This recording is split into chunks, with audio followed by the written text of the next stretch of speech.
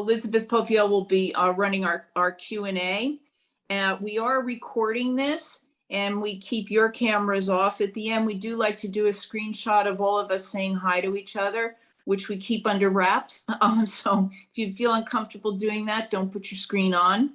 And we do record our panels and post them on our YouTube channel. You can find the address and access to the channel on our homepage at EDTM, edtmmentorship.org. Okay, so I'd like to let you know that today our moderator is Sharon Lamofsky, production designer, our host, Cantarella, designer, and I'd like to now introduce Isabel Rubio, who's going to read our land acknowledgement, and I'll see you at the end. Take care, everyone.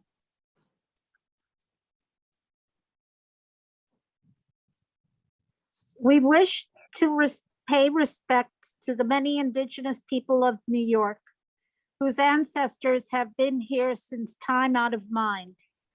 We pay respect to their ancestors, past, present, and future, starting with the Lenape people, including but not limited to the Merrick, Canarsie, Rockaway, Manicat, Munsee, Lenape, and the Six Nations, and acknowledge that this city and nation was founded upon the exclusion and erasure of many Indigenous peoples, cultures, and stories. In addition, the foundation of this city, many of its original buildings were built and funded by the sale of enslaved people of African descent. Thank you. Luke, I pass it on to you. Thank you, Isabel. I'm going to have the pleasure of introducing our guests and reading a short bio. Just want to say to those joining us today, we recommend that you keep your Zoom in gallery view and select hide non-video participants so that you can keep focused on our main panelists today. The first of which is Wynn Thomas. In his 40-year career, Thomas has crafted worlds alongside directors like Spike Lee, Tim Burton, Robert Townsend, Robert De Niro, and Ron Howard. He has collaborated with Spike Lee for 35 years on 11 films, from She's Gotta Have It to Da 5 Bloods. Thomas has designed the vibrant sets that define Lee's most iconic films. Thomas's body of work, from the campy, candy-colored sci-fi sets of Mars Attacks to the clubs, prison, and homes where Malcolm X spends his day in Lee's eponymous epic, showcase his power to meticulously craft a reality for characters to inhabit in any era. Let me pass it to Wynn and Sharon to talk about Da 5 Bloods. Hi. Hi, everyone, and hello, Wynn. Thank you so much for joining us on the panel today. We really appreciate it.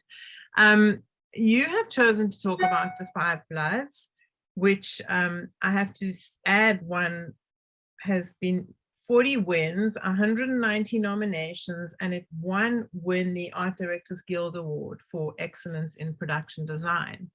And I believe that we're going to focus on this beautiful temple that was built for the finale of the film. Yes, that's right. That's right. Look, thank you. Thank you, everyone. Thank you, Sharon. Thank you, all of the hosts. I'm thrilled to be here today. Happy to participate and to answer any questions. Yeah, what we're about to see, this is a film that I made with Spike in Thailand, and we shot it in and around Chiang Mai, and as well as we shot some sequences in Bangkok. And the climax of this film takes place at what is supposed to be the My Son ruins in Vietnam. Now, the real My Son ruins is in central Vietnam, and it's a World Heritage Site. So clearly we could not shoot the sequence there. So I had to come recreate a version of this in Chiang Mai. So part of the challenge was to create the size and the scale of the ruins, and I wasn't quite sure how I was going to do that. But one of the things that kept happening as I was driving around Chiang Mai looking for other locations, I kept seeing these sort of tall, sort of rectangular square structures. And it turns out that these were structures that they used to dry out tobacco leaves. So I said to my locations person, let's see if you can find me a cluster of these structures, because maybe I could use that to be part of the set. So what happened? And so what happened was they did find a series of these clusters in a wooded area that was off a suburban market street. You would never know that to look at these. You would think you were in the middle of the jungle, but it actually, like 100 feet away from us, was this thralling market where people were going shopping for their day-to-day goods. So anyway, if we go through the slides, you're seeing a structure. We ended up building many of the structures for these ruins or refacing and repainting the existing tobacco leaf structures. So right in front of you, you see a structure that was built from scratch, and we had to have the ability to not only go into the structure, but to be able to go on top of it as well. So this whole sequence illustrates the climax of the film, where the good guys and the villains meet, and there's a big battle and horrible things happen. So if we can go to the next slide, please. So we're just going to take looks at different points of view of all of this. Next. So yeah, this is the drawing that we did. There is an incredible team of artists over in the Thailand community, and I was very lucky to work with most of them. Next, please. Now you're seeing the actual beginning of the construction. Next.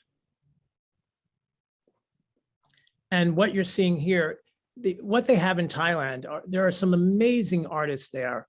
And at some point I realized that I was working with the descendants of all these people who have built those fantastic temples there in Thailand. So for me, it was an incredible privilege to be working. But this set was built out of wood and styrofoam.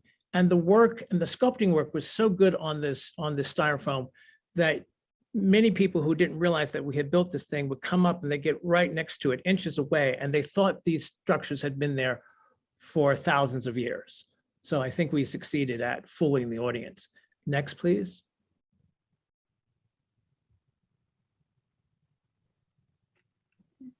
Okay, so you're starting to see a different stage of the set. Next. First layer of paint. This is these slides are sort of out of order, I think, the way they normally be, but this is a detail. What you're seeing is, you can see how incredible the level of artistry that these sculptors were bringing to the work. And the image on the right is the image on the inside of the temple. Next. This is a picture of the crew. These are the men, young men, and there were a small smattering of young women who did this amazing work. And it was an honor to work with all these people here. So these were the construction as well as the sculptors. Can you continue, please? That's the last one of our images that we've got here, Wynn. I sent a bunch more. Yeah, so. I'm sorry they didn't all get incorporated. Would you like me to go back, and maybe Sharon has some questions about some of the process? I think what's amazing to me is looking at the sculpture of all your pieces, all your parts of this temple. I'm wondering, like, if this was done in say the States, we would not have we probably might have CNC'd a lot of the stuff, and this was all handcrafted.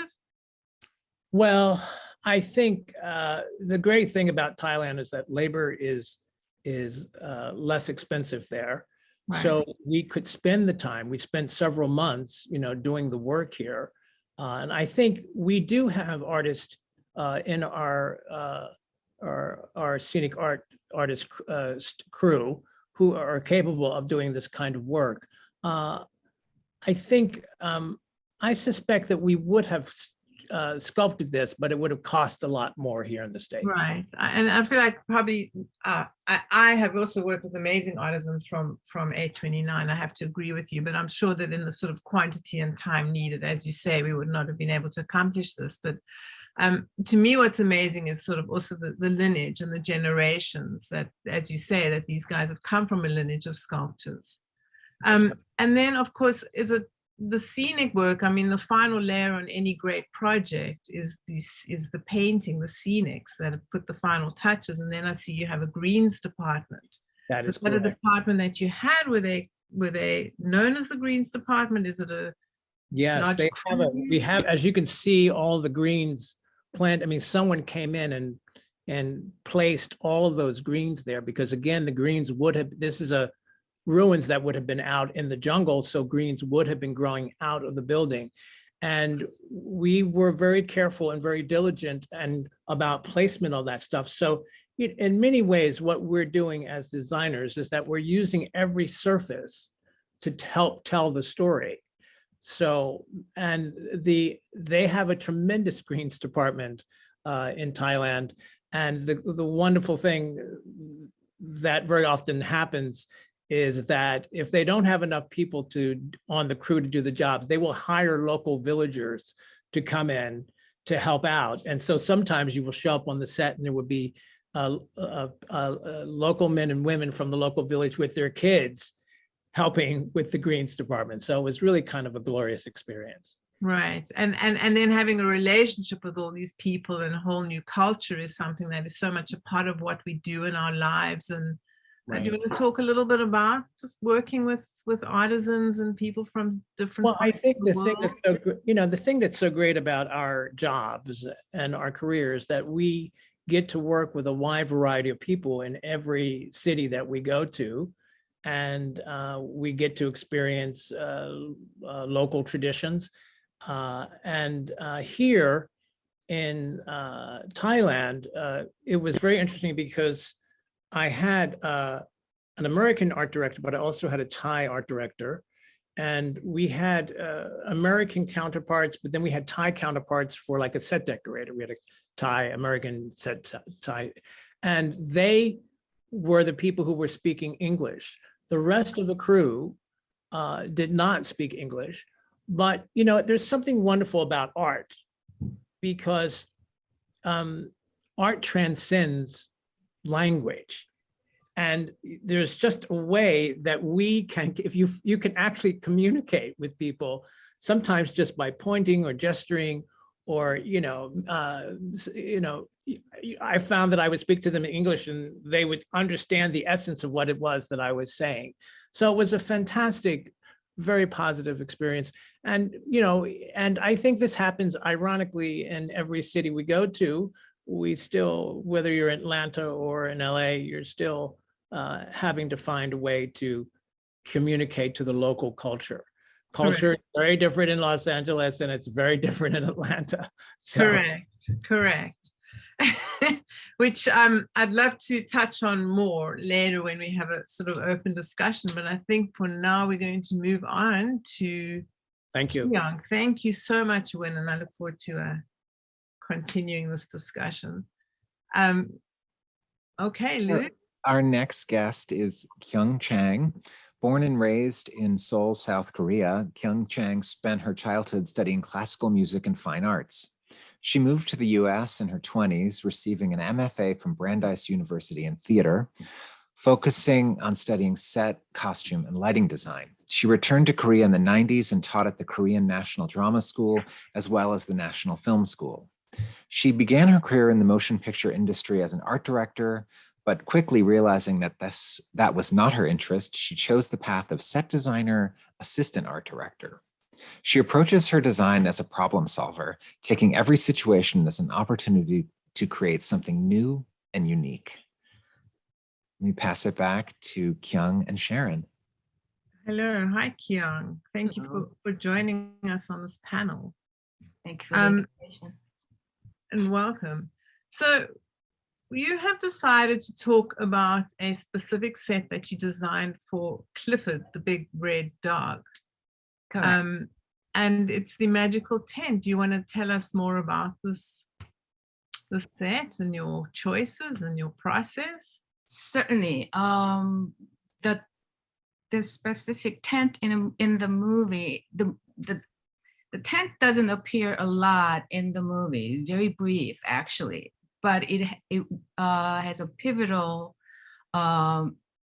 moments and storytelling. On the outside, you don't see anything particular.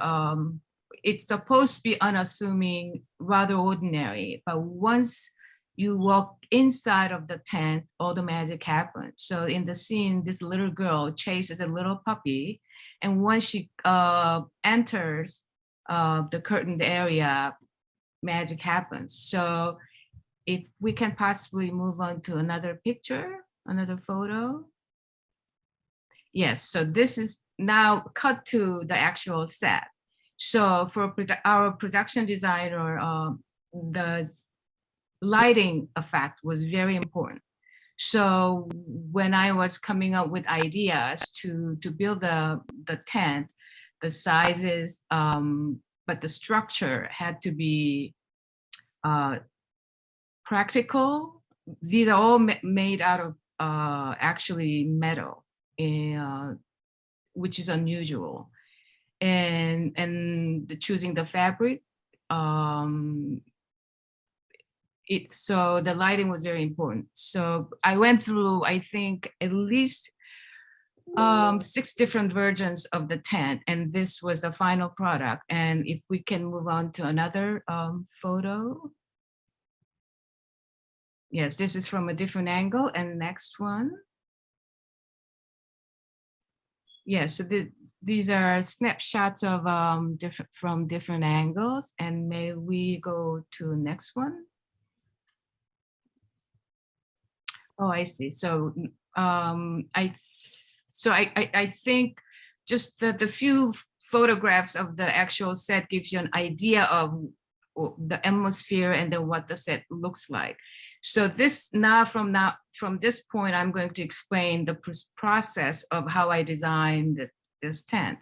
So this was one of my thumbnail sketches, basically coming up with ideas of how the tent was going to be built and function. So the drawing on the left hand shows a sketch of a general look of the tent.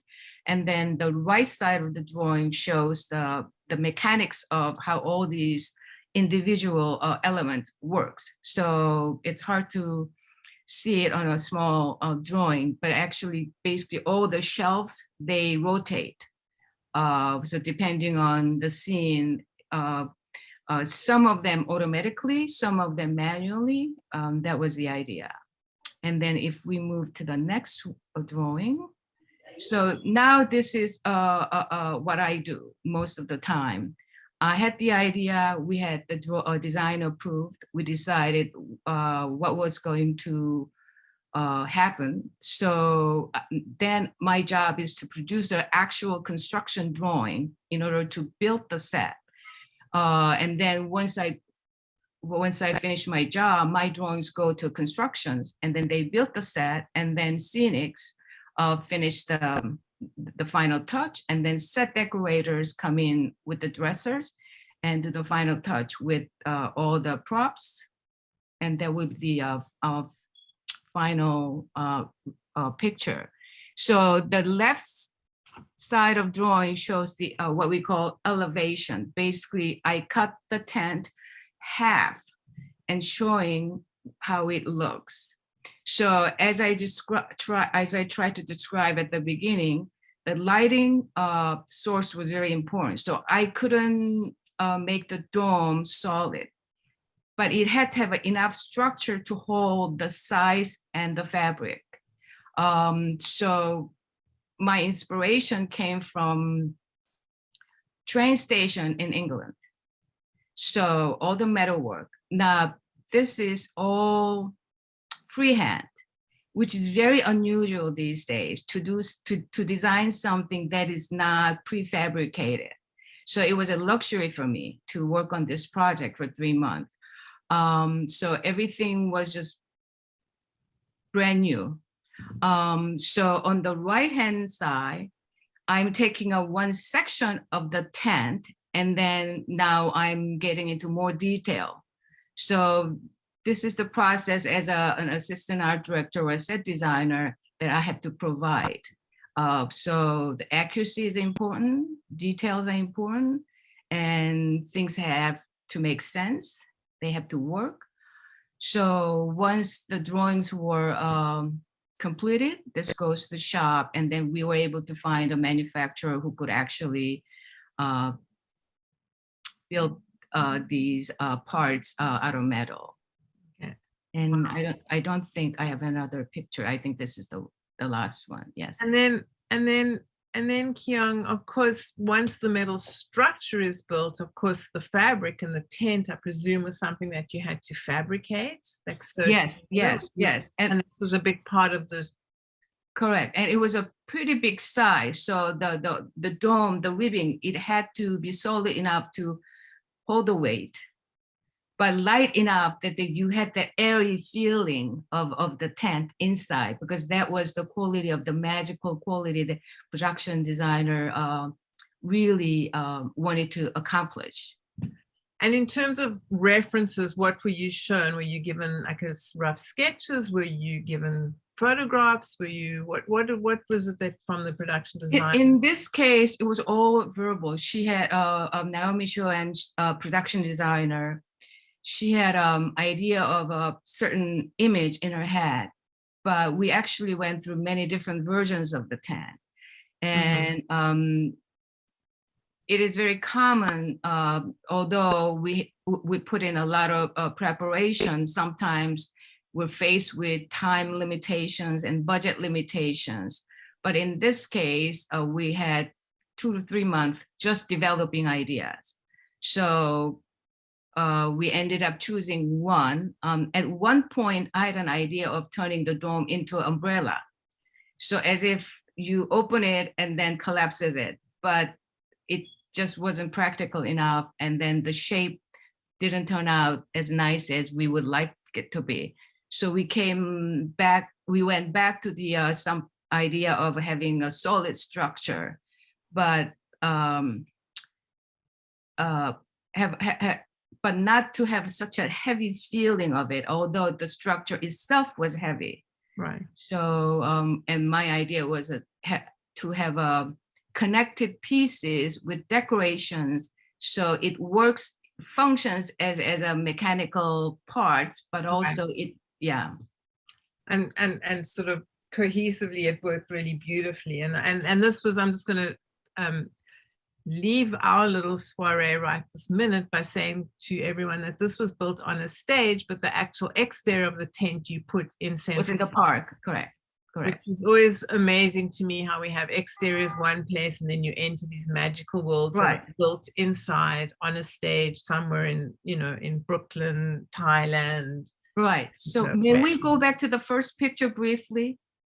The very first picture, exterior, yes. The very first picture.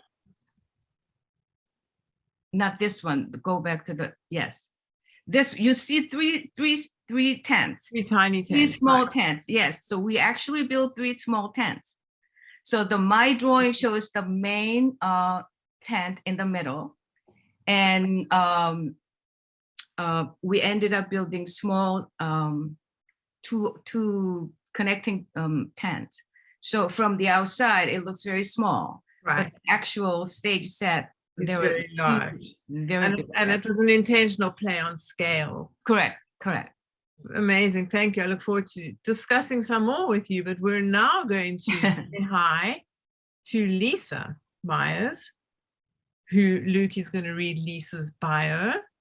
Thank you, Sharon. Our next guest is Lisa Myers. Lisa Myers is a Brooklyn-based production designer.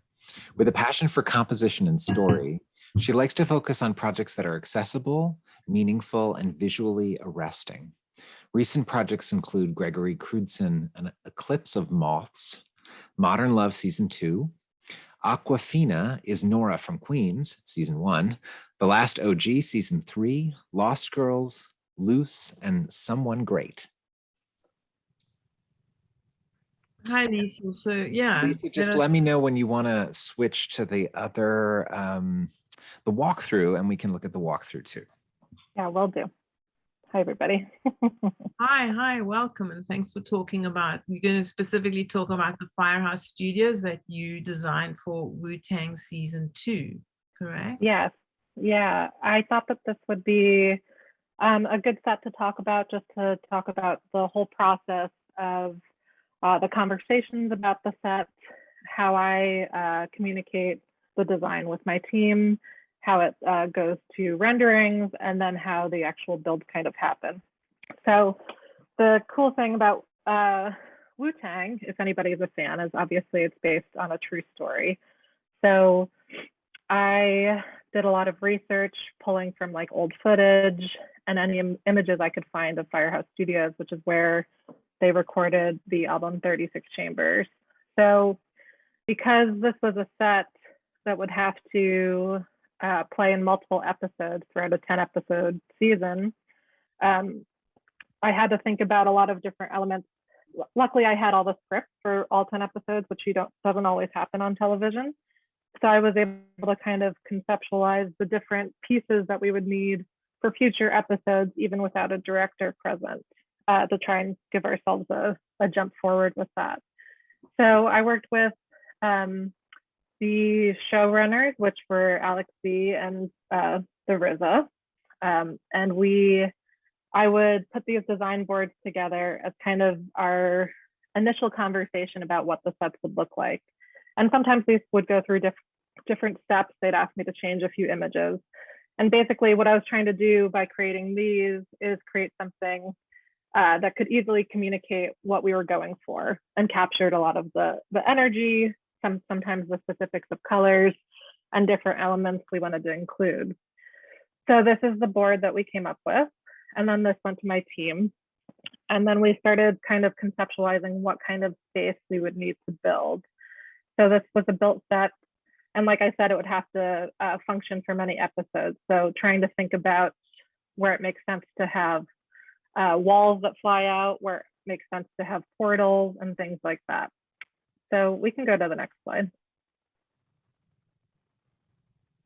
So this is just the director's plan, which is kind of like, the most simplified version of an overhead so that the different directors can kind of see the layout of the set. But this actually comes from a rendering that I made.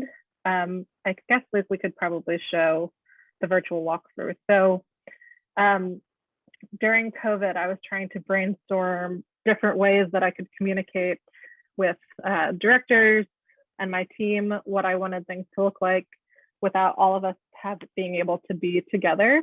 So I started taking renderings and taking 360 photos within the rendering, and then using another software so that you could virtually walk through. Amazing.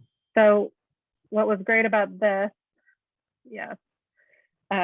is that basically kind of what you see is what you get, with the exception of like, changing details and things like that. But I was able to send this to every director before they came, and they could, walk through the sets before they actually got to the stages to walk through them with me personally. And this is all software that's fairly new to us, that you've been have you been teaching yourself? Is it something you did on your own? Is it someone you had an assistant art director do for you? Well, next project, I want an assistant art director or someone to help me with the visualization. I mean, as one of my like COVID things for myself, I taught myself how to use twin motion, which is part of Unreal, which came from a point of being like, oh, I'm gonna like design sets and then I'm gonna send VR headsets to the directors and they can walk through the sets that way, which didn't make that much sense once I like finally thought about it. So I make these in twin motion. There are other softwares that are great for this, like Lumion or V-Ray. And then I take the 360 photos. So first I make a model in SketchUp, which I'm not a super great draft person, but it's a good enough model that I can like give the SketchUp model to my art director and my assistant art directors, and they can pull kind of the general measurements from that. And then I take it over to Unreal where I render it. I take the photos, and then I actually use a software that's meant to make tours for realtors, so that you do 360 photos of places that you would rent or want to show exhibits from. Amazing. So feel free. There's plenty. If you want to go to my website, I have a lot of different tours for different sets, but this one just kind of made the most sense. So I guess everybody can do that on their own time. We can probably hop back to the overhead, which now that you've kind of seen the tour. Now it starts making sense. Mm-hmm. Okay, and we have another photo. We have more photographs of the set. There you go. That's from the rendering, and then. So these were all photos you pulled. You pulled from the. I just tour. screen grabbed. Yeah. Okay. And then and so this went through a process of RZA going and going, oh my God, this is exactly what I went through back in. When was the studio built? In what year? The original studio? Well, they were originally in Brooklyn, and then they moved over to like 26th Street. So I couldn't find a ton of photos beyond little snippets.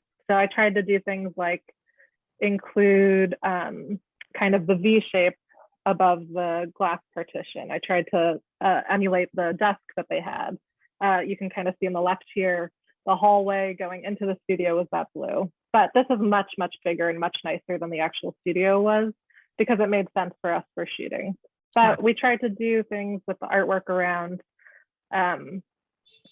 include artists that actually recorded at Firehouse, and include artists that had popular albums from that time period. And if you keep going forward, lead to some of the photos of the set. So there they are in the set. And something we did with some of the sound panels too, is you were able to pop them off, and then they would be a portal, so you could put a camera easily. Right. Right. I'm just wondering, just looking at this, was smoke machines a big part of the world on the set, or was it something you weren't allowed to use because of COVID? Just curious. Yeah, it's been different on every job. We were allowed to use them on this. So something actually that I've been doing on all our builds, that is not just for smoke, but it's actually been really helpful for it. We've been leaving secret doggy doors or secret panels that they can easily put a tube in to help with the ventilation for COVID. But the special effects guys were also super psyched about all the secret holes as well. That's a smart thing. I mean, I think we're all learning to adapt in times of COVID now. But they're great for cables too, so everybody likes them. Everyone enjoys it. Yeah, I think there's one more image maybe, or a couple.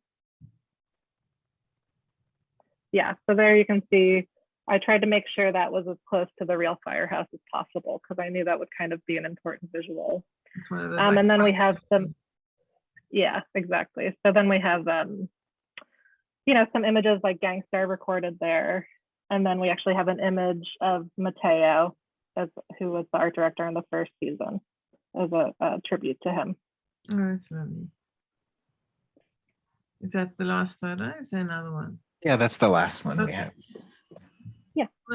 That's amazing. Thank you. I look forward to speaking to you some more. Next on our panel, thank you, Lisa, is Frank.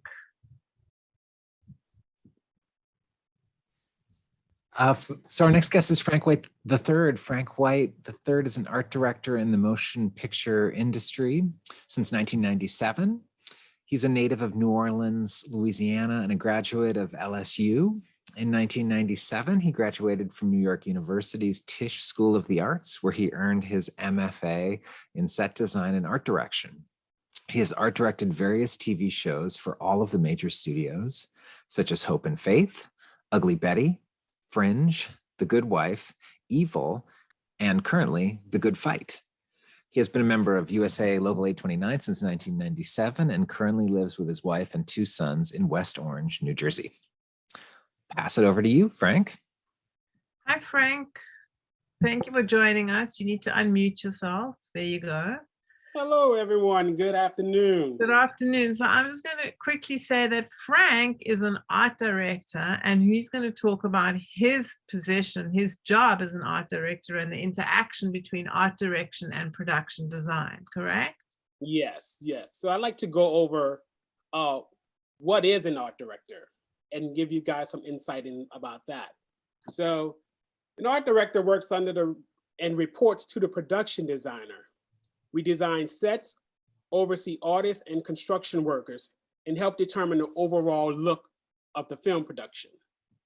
During production, the art director acts as a liaison between the production designer and the construction crew. The art director is responsible for the production of all illustrations of scenery and set designs, models for such scenery, sets, and props. We are responsible for the drafting of all of the plans and elevations while assisting to designate surface colorations and textures. Art directors also help determine the design language of the film, which requires them to have an understanding of what the final on-screen image will look like and how to get there. We work with the concept artist to develop sketches and artwork that communicate the artistic vision of the production designer to the rest of the crew. Some skills and qualifications that are needed for art directing includes coordination, creativity, vision, project management skills, graphic design skills and knowledge, developing creative standards, proficiency with illustration tools, desktop publishing skills, and now more than often, multimedia content development skills.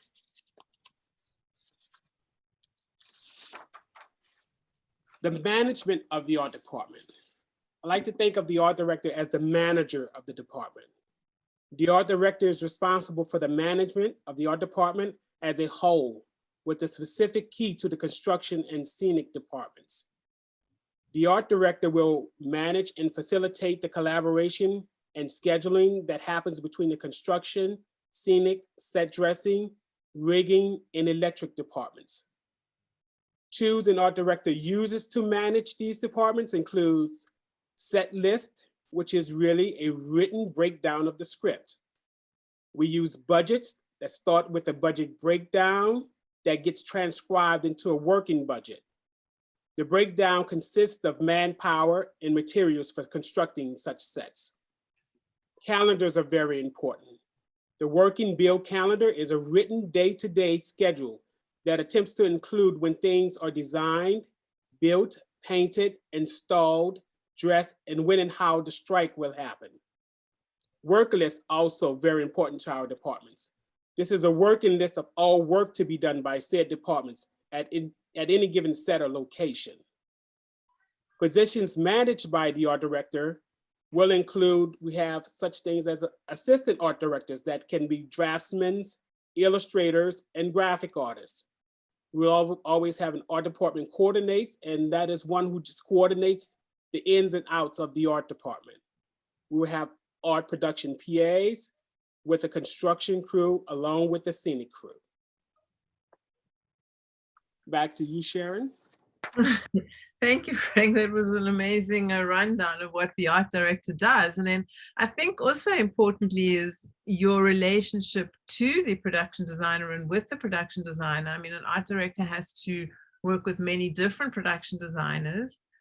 Sometimes someone you don't know, sometimes someone you have a relationship with, but I think it's about understanding the vision of the production designer and how they communicate to you. And I think that different production designers have different ways of communicating. Do you want to talk a little bit about how you sort of understand their vision and how you help with that vision, just creatively? Yes. what I like to do is I have conversations because as you say, every production designer works differently for us. So my job is to try to get their vision over to the crew so we can create the best vision for the production designer. And I have various means and traits that I like to use when doing that. First thing I like to do is just create an involving, just all around nice departments.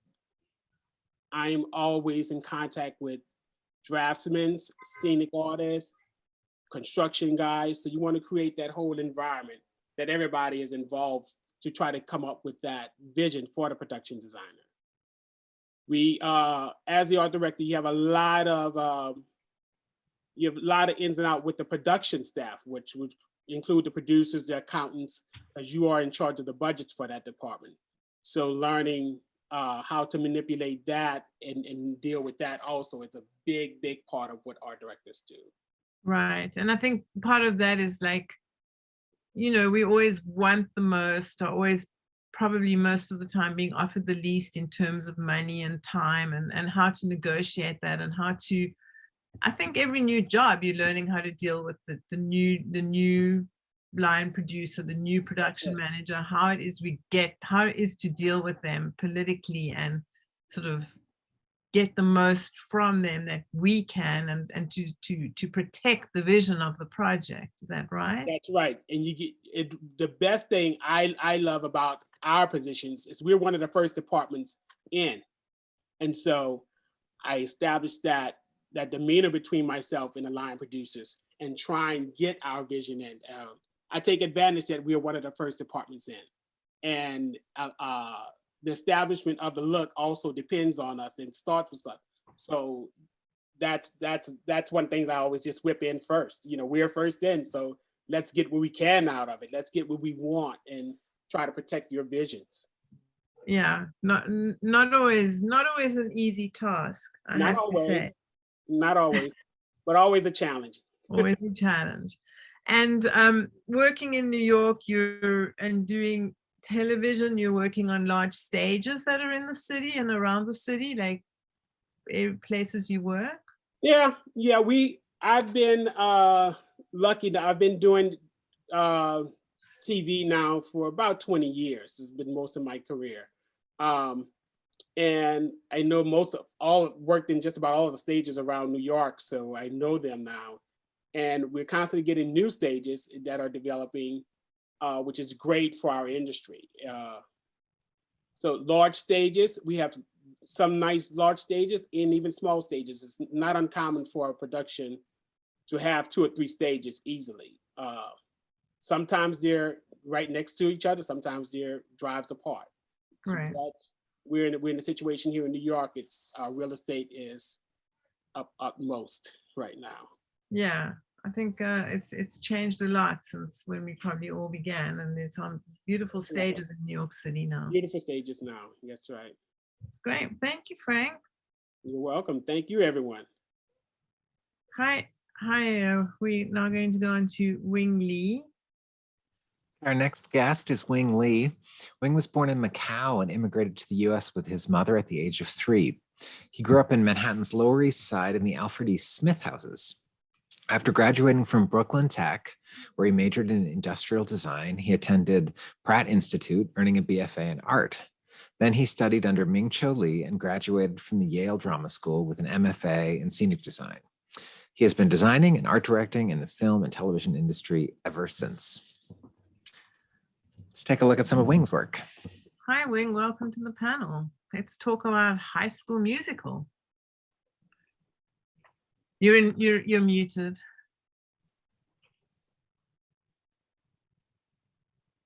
Unmute. Okay, can you hear me? Yeah, we can hear you now. Thank you. Sure. I'm very privileged and honored to be among this panel of such talented peers and filmmakers. This is High School Musical 3, senior year, the feature film. And this was, I thought this was would be a fun thing to show because it is a musical. And the challenges and requirements of designing for musicals are a bit different than so many of our normal dramas and comedies that we work in. Kenny Ortega, who was the director of this, is also a choreographer, and he's choreographed quite a bit.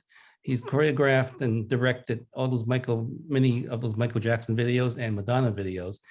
And I was the art director on this, and we shot this in Utah. And this was clearly a stage set. And this was in the story, the kids from the high school stage themselves a musical. And one of the challenges, of course, is the designing a theatrical set to be used for film, which is a lot of fun. And I really relished it because I came from a tradition of theater. And we were able to really dissect this and make it into the musical the school put on. Had several acts, and it had to be of a certain look where it couldn't look like a fabulous Broadway show, but it had to look believable and great, and something a high school of talented kids could pull off. So the image on the left, the large one, is the opening scene. And we pulled things together, and we made models of all these things, and had a bunch of assistant art directors draft up all these things and made models. The image on the right top is from the same so-called school show, and it shows our characters at their homes for another scene. And the one below it with the neon star. Again, our director loves Kenny Ortega. He loves verticals and heights in his choreography. He also made the Madonna video,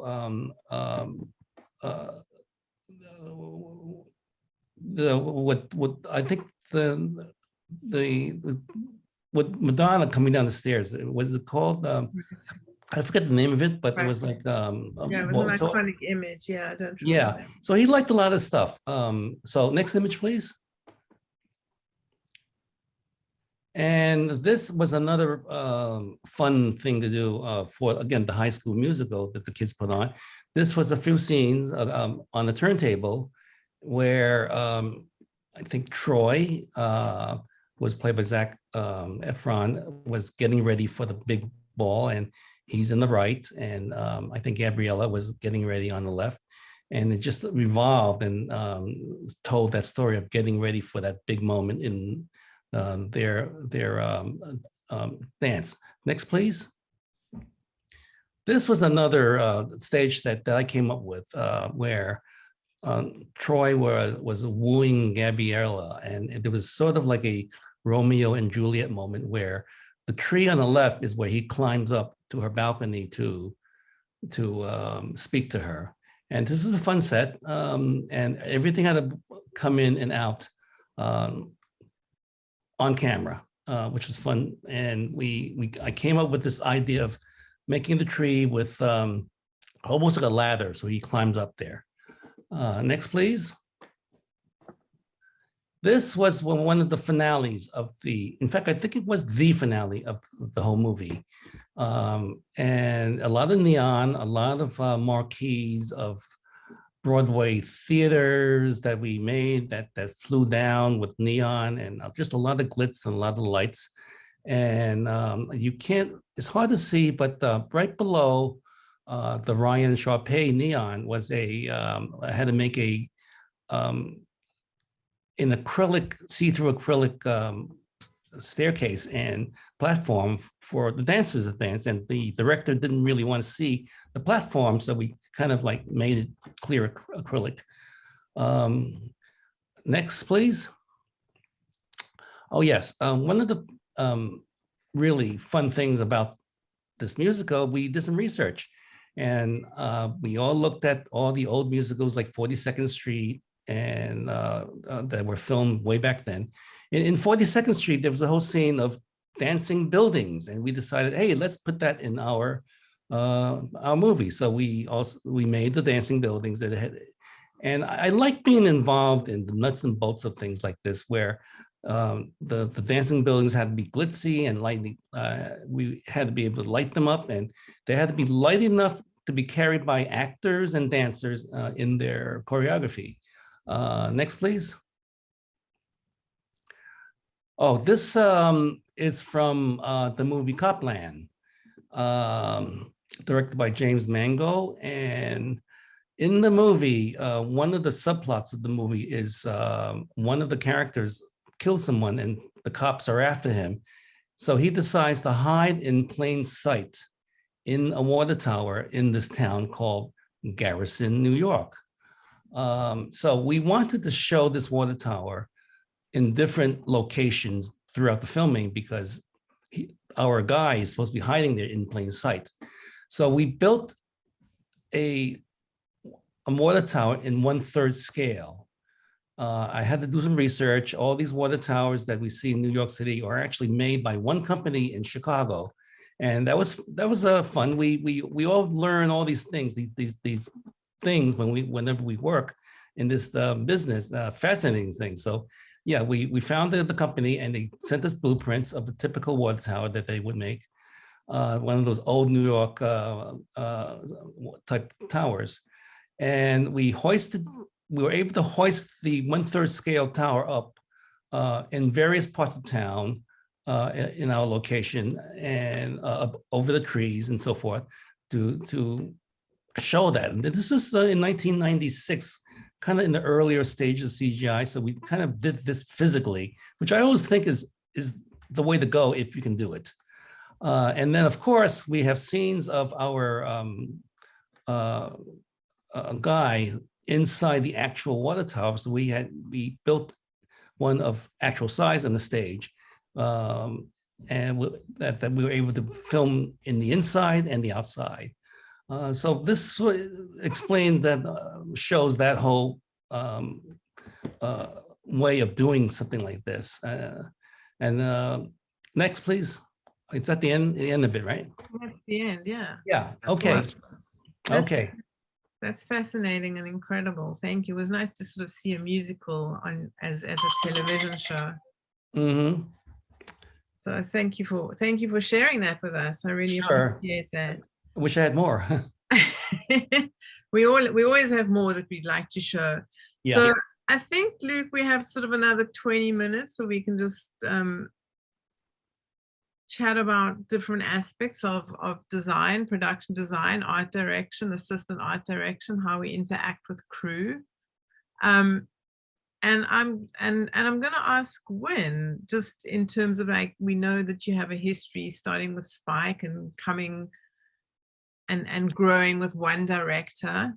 And do you guys have a shorthand with your language? Is it sort of like working with someone who you know well, but as opposed to stepping in with a new director, and how you find a language with that director and how you come up with concepts? Well, I think it's our job to figure out, to get inside the head of the director, and each director is very different. And that's really part of the process in the very beginning of the job. And sometimes you can begin to discover what that language is. You have to build a language with the director. So very often you can do that with research. You do that just in terms of trying to get them to tell the story. For me, what I have discovered over the years is that what I'm trying to find out is what's the story that the director wants to tell.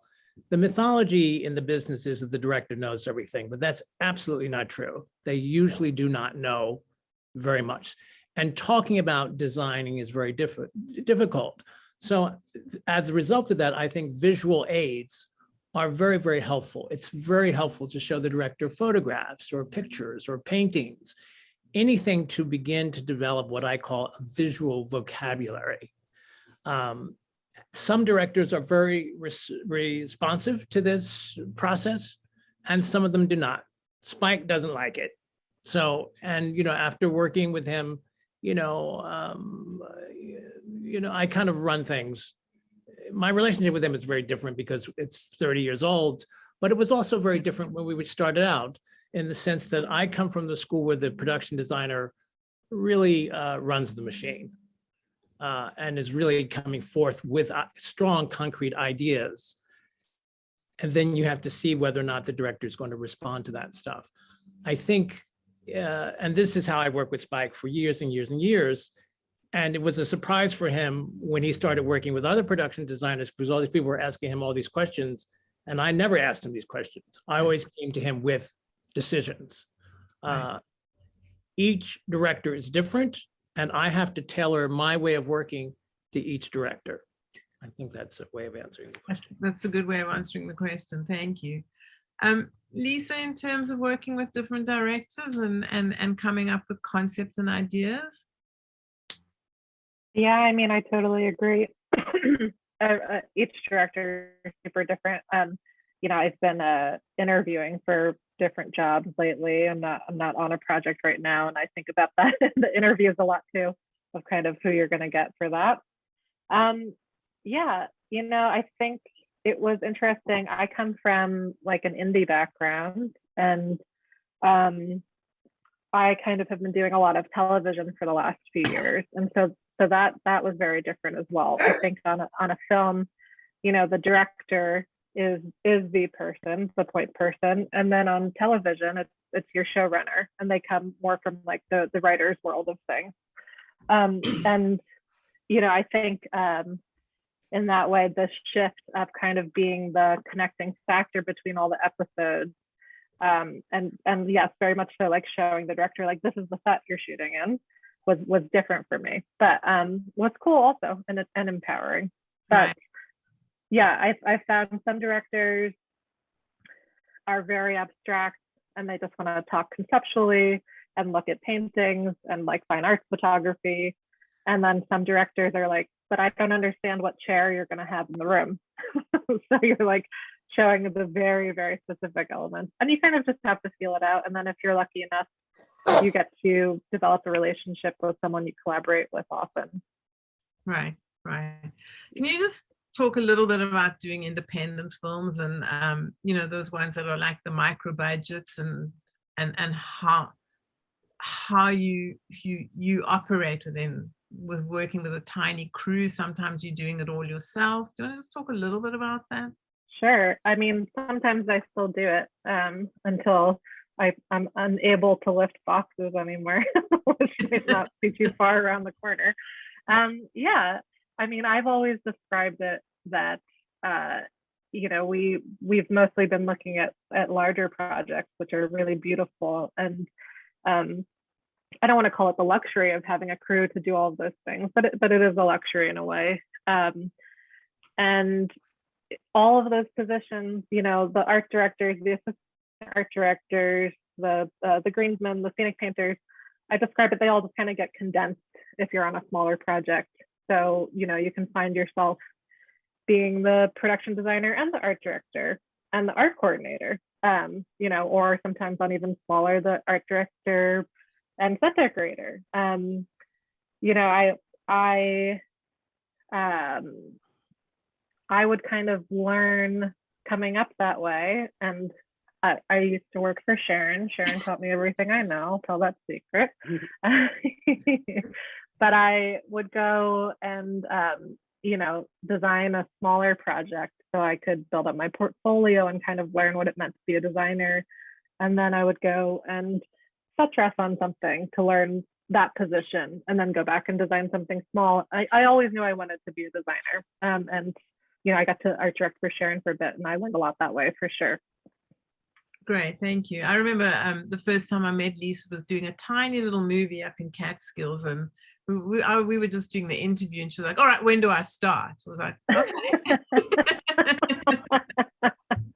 Yeah, that sounds about I right. regretted her saying that, and I've never looked back. It was a tough project, but Kyung,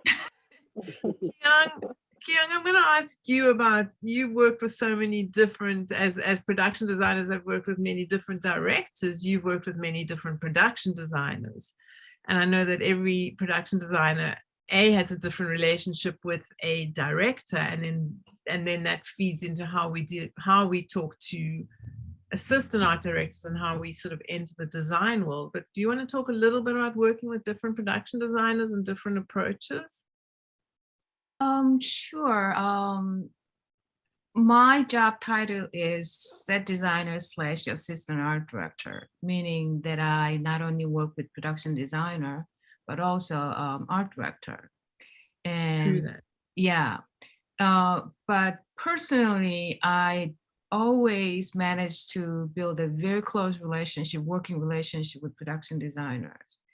And as I get older, that relationship becomes even more important, because at the end of the day, that's where your satisfaction comes from, working relationship.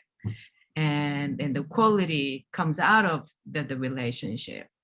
And my background is theater, and that theater training to this day works with me. And I used to be a lighting designer, and I used to direct. So I always start with wish list and then start checking. Every project, whenever I work with the production designer, I try to understand what his or her main focus or interest is. And when I work with the art director, that's when I have to think about time issue, budget issue, meaning a lot of things on the wish list will not end up on my drawing. So I try to maintain and focus on what is the ultimate items that I have to maintain in order to provide the production designer so she or he can maintain the essence of the design or concept for the show is. So as I briefly mentioned in my bio, I really try to see every situation as a problem, but not in a negative way, but in an opportunistic way. So when I was younger, I think my ego gets in my way and then try to always outdo something, come up with something new.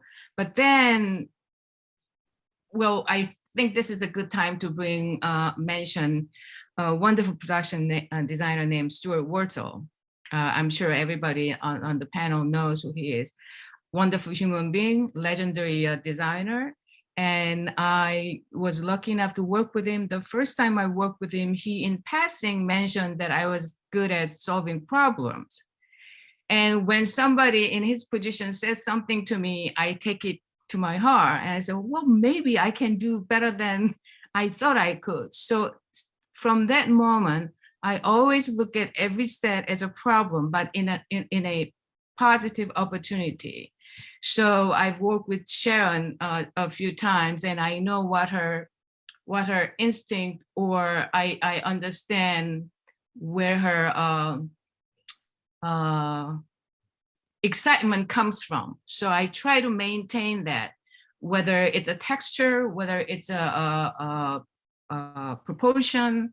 So sometimes working on television shows, it can get mundane, it can get repetitive, but just little details make a huge difference. At least I try to convince myself that.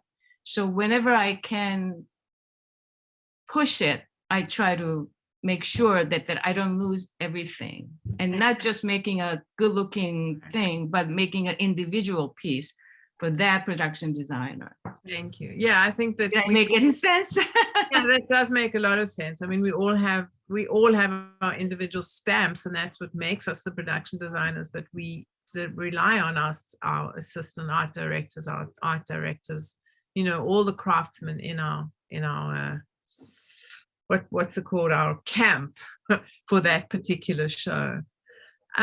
Luke, are we doing well for time? Are we on to Q&A? Yeah, we're good on time. We got about 7 more minutes for our roundtable. Oh, for our roundtable, excellent.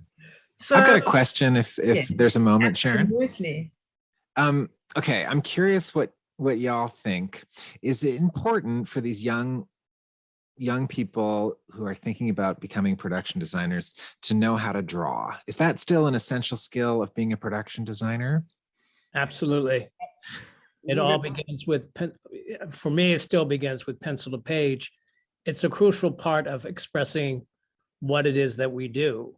The ideas start here in the head, but at some point or another, they have to come out and be put to a piece of paper. So I think drawing is essential. It's an essential part of the vocabulary that we have to express ourselves. If I add one more word to that, is that as somebody who has worked with production designers who don't have a drawing background, and as a teacher, I can assure you, you do need to understand how to draw. It's not a process of making pretty things. It's a process of understanding how you visualize in a physical form. So the drawing is an end result of a process that goes in designer's head. So I agree totally, 100%. You must be able to draw by hand, not on computer, by hand first. And then you tell computer how to draw what you want to draw. It should never be the reverse. Bravo. Thank you. Yeah, I think I know that I'm a moderator. I'm not supposed to say anything, but I find that even though you're not one doesn't have to be an excellent drawer, but there's something Exactly. about the doodling, just the like taking a pencil and just kind of letting out what's in your mind. Absolutely. And Zing, also, did you want to add something? it's also, I like to say that to reiterate something Sharon and everyone was saying, the drawings don't have to be beautiful. But you need to just be able to communicate. It's a communicating tool. Also, just understanding space and scale is a whole other thing that I'm finding is getting lost more and more now. Proportions, it's just so important in communicating. And just pay attention to those things. But when we say drawings, we're not always talking about that finished, beautiful drawing that you may see in the presentation. These things, especially where I work at in TV, it needs to happen fast. You literally may have 5 minutes to communicate something. Yeah, you literally be able to draw on a napkin. Yes. Communicate, absolutely. because the drawing is our language. If it makes any sense, it is our language. And just to communicate, as Kyung, you and I have done just on multiple occasions, just, oh, try this, blah, blah, blah, blah, blah, blah. And then it becomes, the light bulb moment happens. Like, oh, I get what you're saying. Then we bring that back to the production design. It happens, it just needs to move very fast. So yes, having that skill is invaluable. Wing? Yeah, I just wanted to add, yes, Frank and Keon has hit the nail right in the head. We've all heard the saying, a drawing is worth 1,000 words. And so much of what we do in the business is communicating ideas, whether to back and forth between the director or back and forth between the carpentry shop or the set dressers, and I like to use sketching and drawing as a form of communications. After all, the piece of drafting is really an instruction, a pictures with instructions on how to build something, scale and dimensions and color. So it is a very, very essential part of our business, of our craft. And personally, I think the ability to draw helps you as a designer, because what Frank said, and he's totally right, it's all about proportions and where do you put something? Is it something too big and too small, and ratio and scale? Drawing gives you all those skills and it helps you see the world in that form. And it's so essential to good design, in my opinion. Just wanted to say that. Thank you. I'm going to throw one more thing out there, is like choosing a project, which is something that we all have to do. We all know that there's downtime, and then there's project time, and then there's interviewing time. And what motivates us? Is it the story? Is it the people we work with? Is it a combination of everything? Is it where it's going to be? Is it location? Is it budget? Like what is the choice when it comes to choosing a project? A good story. Good story. That's the good thing that really runs my machine, because if I don't like the story, I'm not going to want to be at work every single day. Right.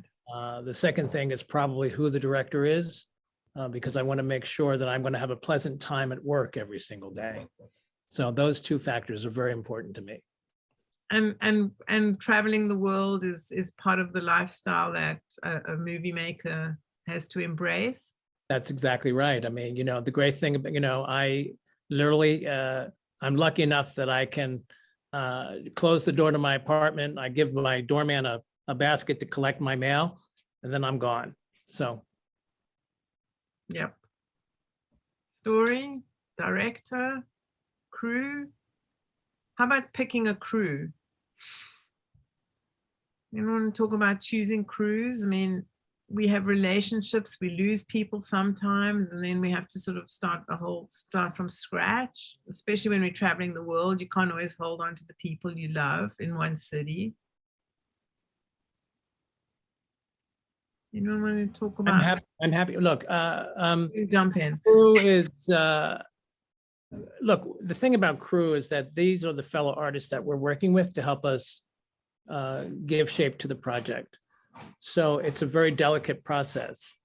It's become much more difficult in the last few years because there's so much work out there now, and there's so many people who do not know what they're doing. In a perfect world, you're hiring people who are extraordinary at their skills, and they bring those skills to help one. I always think of myself as the dreamer and my crew as the people who help execute those dreams. So it's a very vital, crucial, but it's become more difficult over the years. So what I want to say to all the young people out there is that your beginning years are crucial because it's providing you with a foundation in which you're going to be launching your career. So you should be doing your best to work with very good designers and try and work with a couple of very good designers, because you're going to learn different things from different people. And that will provide you a foundation on which to launch your career. Correct. I also think it's important to try as many positions as possible, which isn't always easy when it's a union world, but it's also why independent films have such an important place and role in starting up, because you can try different positions and see what works for you. Why don't we pop over to Elizabeth, who's joined us for the Q&A. Hi, Elizabeth. Hi, folks. Thank you for your questions. I have a few here to present to the panelists. We have about 13 or 15 minutes left, so we can maybe address them fairly quickly. The first one, Frank, if you wouldn't mind addressing this. This is from Veronica. Do art directors have to stay confined within a budget? I thought that was a great question. Oh, boy. Absolutely. Absolutely. That's what I think I was trying to get at when I was speaking, that because we're one of the first departments on, we get our budget it's sometimes established pretty quickly. But even after that, things can happen and things can get slashed or added. But yes, you have to, that's your job, is to confine that budget. So your job as the art director is to make that happen. Make that happen for the production designer, and make it happen for production, and try to get that happy medium that everyone is happy and everyone's getting the best product out of what is given. Can I piggyback on that? What do you do when they're asking for something that's out of budget? Oh, no, in the American vocabulary, that you can't make it up, but at the same time, you're trying to offer other solutions. This is what can happen. This is what we can do in such said days. This is what we can do with the money that we have. Thank you. I'm sorry, my dog sees a deer in the backyard. Yeah. I apologize. This question was for Wynn. How do you go about navigating artist's block when under a time crunch? This can be for film, mostly for you, or TV. How do you go about navigating artist's block? I thought that was a great question. That I've learned over the years is to trust my instrument, to trust myself. And I know that sometimes when that happens, I know that if I don't try and force the idea, that it will come to me. So I trust my instrument. That's what I've learned. And then sometimes I think it's a matter of, from a technical point of view, it's just continuing to do research, continuing to look at other images, and to allow myself to be inspired by the work of other artists. And then hopefully that will trigger something and the problem will be solved. Wonderful, thank you. This next one, let's direct this to Lisa, because you already talked about research a little. Beatrice had a question. Can you talk about your research process? What are some resources you'd recommend? Yeah, so I try to do a mix, and actually usually kind of a starting point for me, piggybacking on what Wynn's saying, a little bit of kind of getting my creative juices flowing is like, I won't necessarily look immediately to films or television as references. Sometimes I'll look, I have a lot of fine arts photography books, and I'll look through those a lot of times just to kind of get inspired. And then once I start kind of making lists of films that maybe the script reminds me of, and I'll make a list for myself. And sometimes there will be things on that list I haven't seen, so I'll start watching those. And sometimes it's a mix of taking, you know, screen grabs from those things myself, or there are some websites. There's Film Grab, and then there's another site I just started using, which I can't remember the name of, but it's similar, where they have a lot of films, which is it's super interesting to look at. Let's see if I bookmarked it. You can put them in the chat if you want. And Yeah. piggybacking on that, do any of you want to comment on the importance of primary research versus secondary research? I know I talk to my students about that. Would anyone like to talk about that? I don't mean to be rude. I just want to jump in here, which people always forget about this. There's something called the Picture Collection at the New York Public Library, which has millions of images. And all of you should go down there and find your way there, and because it is a great way to start your research on any project. They have images that they've been collecting since 1910. It is the best resource in New York City, and designers have been using it for decades. Most young people do not know about it. They turn to this machine and they turn to their computers, and that's not the place to do it. The Picture Collection at 42nd and 5th Avenue is there for you to use. Someone just asked if the Picture Collection has closed. I think It has not. I think it has not closed, but there might be limited access because of That is pandemic. not true. But That it's open. That is not true. Great. I was Amazing. part of No, the somebody people- just mentioned that, but I'm telling you, I'm just listen to I'm involved in No, this no. heavily. I was part of the people that just fought to keep it open. Great. Thank you. Open, and it is active, and they have millions of images. That's where you go. that's what Thank I've you, Wynn. used since grad Yeah. school. So that's Thank great. you, Wynn. Thank you, Wynn. Okay, now this one is, I'm gonna have everybody comment on this last question from Noah. And we'll start with Wing. How is filmmaking different in different cultures? And where do you think the best place to make a movie? So Wing, we'll start with you, and I'll just direct down the line for everybody else. Well, that's an easy one to start. I think the best place to make a movie is here where we live. I've been abroad making films, not everywhere, but enough that I just know, yes, filmmaking is different in different countries. I worked on the film in Vietnam years ago, and it depends who taught them how to make the film. The French taught them how to make films, and they taught them how to make bread and so forth. And I worked in the film. My first film was in Beijing, China. And when I got there, this was in 1984, and it was the Americans that taught the Chinese how to make film back then. It was the newsreel guys that taught them how to make films, and it's very different. Here in the States, here it's a big union thing throughout this country where we sort of work under the same IATSE umbrella. So there are certain things that we're all used to. We're certainly used to a lot of things that we take for granted here in this country. The materials, the raw materials are different.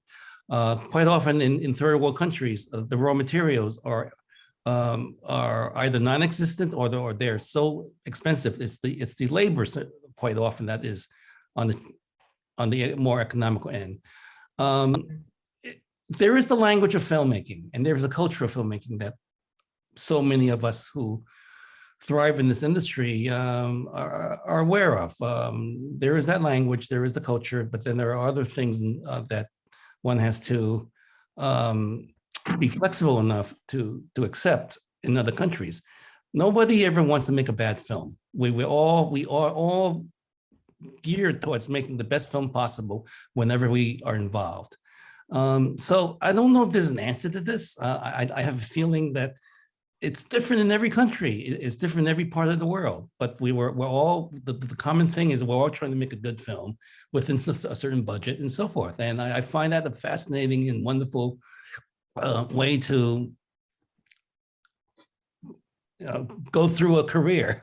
The thing is, as designers, be curious about everything. Be curious about things. I never stop being curious. I never stop learning new things, even at this late stage in my life. I've learned new things by you guys today. So yes, be curious, and be flexible and be accepting of other things. Be open.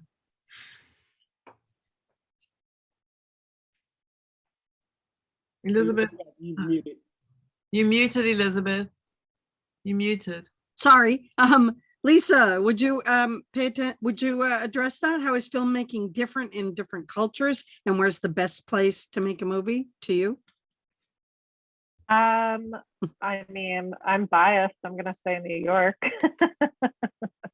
But I've made movies in other places. And I think this was a question earlier about working with crews in different places. And I love that. And this actually connects to a lot of the things we've been saying, which is like staying open and staying open for inspiration and open for more education in the life sense of like, I've gone into a couple of situations where I can only bring one person or I couldn't bring anybody.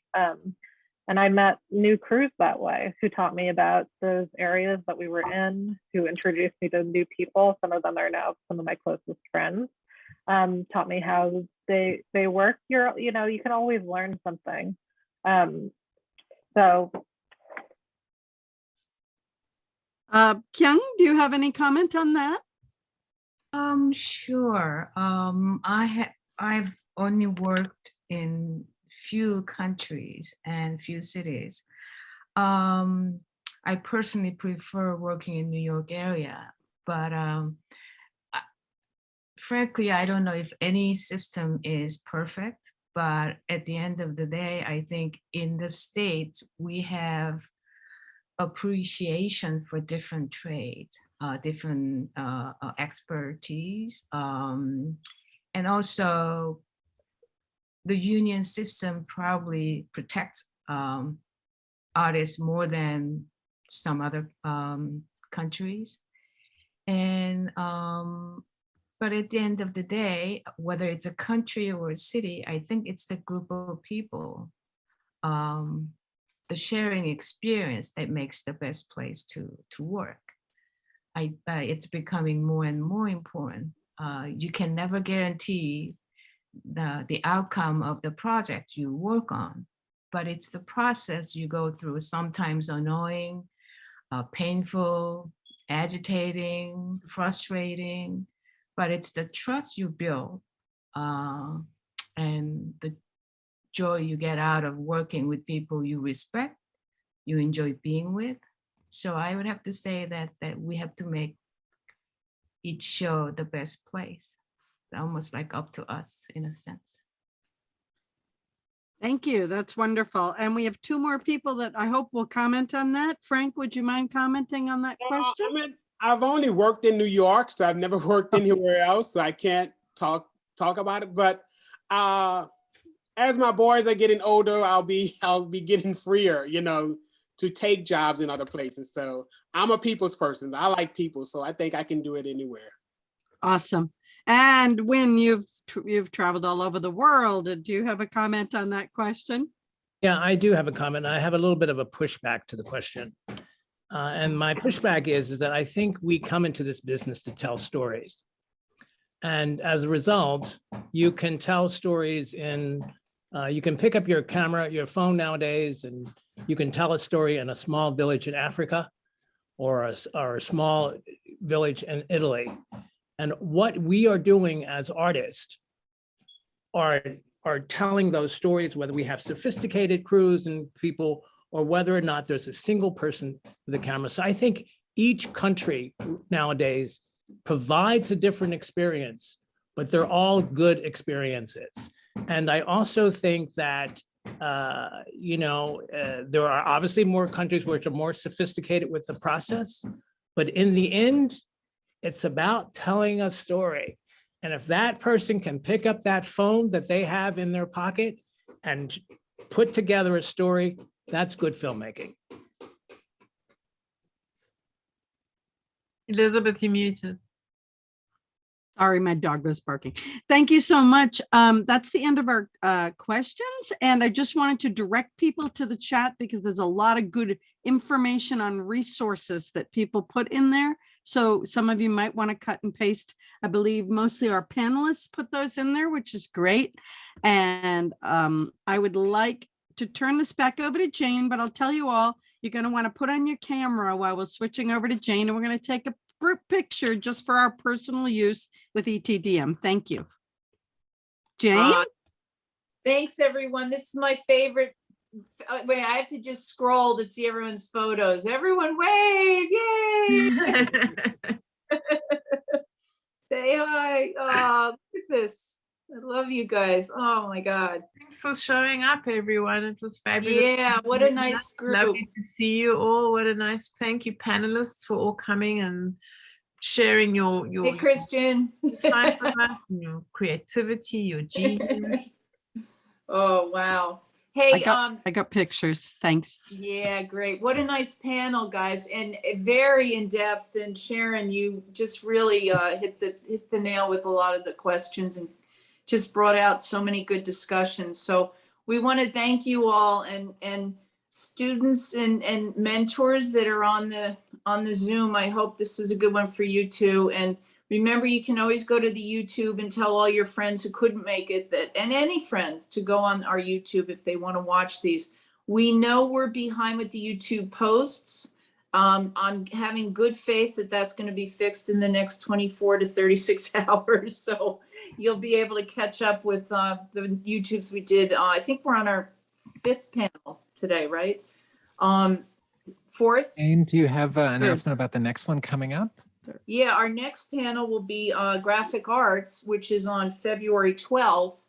And this panel is actually an interesting one because the graphic artist group out of United Scenic Artists have a presentation that they basically present to schools, different groups, and they did this last year with us. They're going to do it again. So they basically will run the show, and they have a very in-depth program where they take you through what a graphic designer does in film and theater, and it should be a lot of fun. So join up. We designers learn an awful lot from this panel. Okay, so thanks everyone, and we'll see you in February. Okay.